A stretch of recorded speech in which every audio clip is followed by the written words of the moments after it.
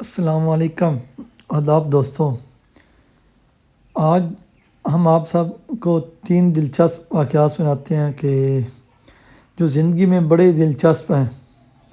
ہم واقعات کی دنیا میں جی رہے ہیں، مگر ہمارے ارد گرد ہر روز بے شمار ان گنت واقعات رونما ہوتے ہیں، لیکن ہم انہیں دیکھ نہیں پاتے، ہم انہیں محسوس نہیں کر سکتے۔ کیونکہ ہم نے انہیں دیکھنا اور محسوس کرنا سیکھا ہی نہیں ہوتا۔ ہمیں کسی نے بتایا ہی نہیں ہوتا کہ ان میں کیا کیا اور کون کون سے راز پوشیدہ ہیں۔ یہ زندگی کون سے عام اسباق میں اپنے اندر دفن کی ہوئی ہے، اور نہ ہی ہم نے کبھی کسی سے پوچھنے کی زحمت گوارا کی ہوتی کہ یہ واقعات، یہ قصے کہانیاں ہماری زندگی کے لیے اتنی عام کیوں ہیں۔ بظاہر ہم دکھائی دینے والے واقعات کس قدر دلچسپ اور سبق آموز ہو سکتے ہیں۔ تو 3 واقعات آپ گوش گزار کرتا ہوں۔ ہمارے گاؤں میں ایک بزرگ ہوا کرتے تھے، انہیں باغبانی کا بے انتہا شوق تھا۔ انہوں نے جوانی میں درختوں سے محبت کا شوق پالا اور آخری عمر تک درختوں کے ساتھ اپنی محبت کو نبھاتے رہے۔ میں جب بھی ان کی خدمت میں حاضر ہوتا، وہ نہایت عاجزی اور محبت کے ساتھ پیش آتے۔ میں نے ایک دن بابا جی سے عرض کی، میں جب بھی آپ سے ملتا ہوں اور آپ کا حسن اخلاق اور اعلیٰ ظرف مجھے بہت متاثر کرتی ہے۔ آپ کو جاننے والا ہر ایک آپ کی اس خصوصیت کی دل سے تعریف کرتا ہے۔ آپ کو یہ نعمت کہاں سے نصیب ہوئی؟ بابا جی فرمانے لگے، بیٹا، میں نے ساری عمر درختوں کے ساتھ گزار دی ہے۔ میں نے جب بھی دیکھا پھلدار درختوں کو جھکے ہوئے دیکھا۔ مجھے ان درختوں سے پتہ چلا قدرت جب بھی کسی کو نوازتی ہے تو اس کی گردن جھک جاتی ہے، اس کو اپنی حیثیت کو اور بے مائگی کا احساس ہونے لگتا ہے، وہ لوگوں سے خلوص، محبت اور عزت سے پیش آتا ہے۔ جبکہ میں نے ہمیشہ پھل سے محروم درختوں کی شاخ اور ٹہنیوں کو اکڑوا اور اوپر اٹھے ہوئے دیکھا، اور اس کے علاوہ کیونکہ یہ لوگوں سے بھی محروم ہے اور انہوں نے قدرت کا انعام بھی نصیب نہ ہو سکا۔ چنانچہ اس کے بعد میں نے یہ بات پلے باندھ لی کہ قدرت جب بھی نوازے گی وہ ہمیشہ جھکے اور عاجز انسان کو ہی نوازے گی، اور جس شخص نے اکڑ اور غرور کو اپنا اوڑھنا بچھوڑنا بنا لیا، اسے پھلدار درخت سے بے پھل درخت میں بدلتے ہوئے زیادہ دیر نہیں لگتی۔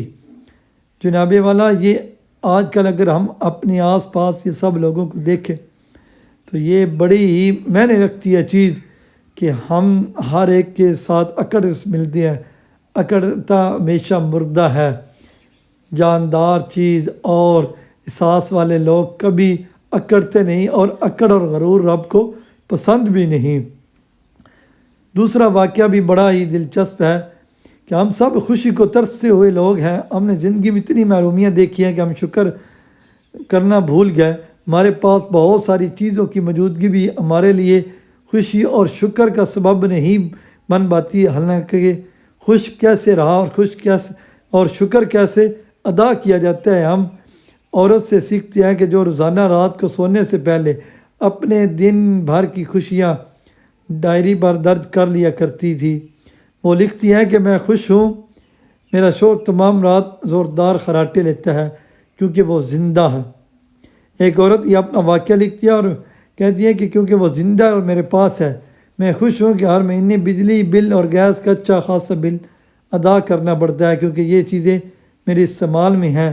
اگر یہ نہ ہوتی تو زندگی کتنی مشکل ہوتی، دن ختم ہونے تک میرا تھکن سے برا حال ہو چکا ہوتا۔ لیکن میں خوش ہوں کیونکہ میں اتنی طاقت ہے کہ دن بھر کام کر سکوں۔ یہ طاقت اور یہ ہمت اللہ کے فضل سے ہے، وگرنہ کتنے لوگ معذور اور لاچار ہیں۔ مجھے ہر روز گھر کی صفائی کرنا پڑتی ہے، میں روزانہ جھاڑو پونچھا بھی کرتی ہوں، لیکن وہ لوگ بھی تو ہیں جن کے پاس اپنا ذاتی گھر بھی نہیں، جو درد کی ٹھوکریں کھانے پر مجبور ہیں، جنہیں کیمپوں اور جھونپڑیوں میں رہ کر گزارا کرنا پڑتا ہے۔ اور اس لیے بھی میں خوش ہوں کہ روزانہ اذان کے بعد سننے پر اٹھ جاتی ہوں۔ مجھے ہر روز نیا دن دیکھنا نصیب ہوتا ہے۔ ایسے ہی کتنے ہی لوگ ہیں جو نیند سے موت کے گوش میں چلے جاتے ہیں، جنہیں قدرت اگلے دن کا سورج دیکھنے کا موقع ہی نہیں دیتی۔ میں خوش کیوں نہ ہوں، میں اللہ کا شکر ادا کیوں نہ کروں؟ میں کم از کم ان لوگوں میں سے تو ہوں جنہیں خوش نہ ہونا نہیں عطا جنہیں شکر ادا کرنا مشکل لگتا ہے۔ تیسرا واقعہ ہے کہ جو ایک بڑے ہی دلچسپ ہے، جو ایک ٹڈے کا واقعہ تجربہ بھی۔ ایک ٹڈا گھاس پر 5 میٹر تک چھلانگ لگا سکتا ہے۔ سائنسدانوں نے اس کو پکڑا اور 4 میٹر کے باکس میں بند کر دیا۔ کچھ دن بعد جب اسے باکس سے باہر نکال کر گھاس پر چھوڑا گیا تو اس کی چھلانگ 4 میٹر ہو چکی تھی۔ سائنسدانوں نے ایک مرتبہ پھر اسے پکڑا اور 3 میٹر کے باکس میں بند کر دیا۔ باہر نکالنے پر اس کی چھلانگ 3 میٹر ہو چکی تھی۔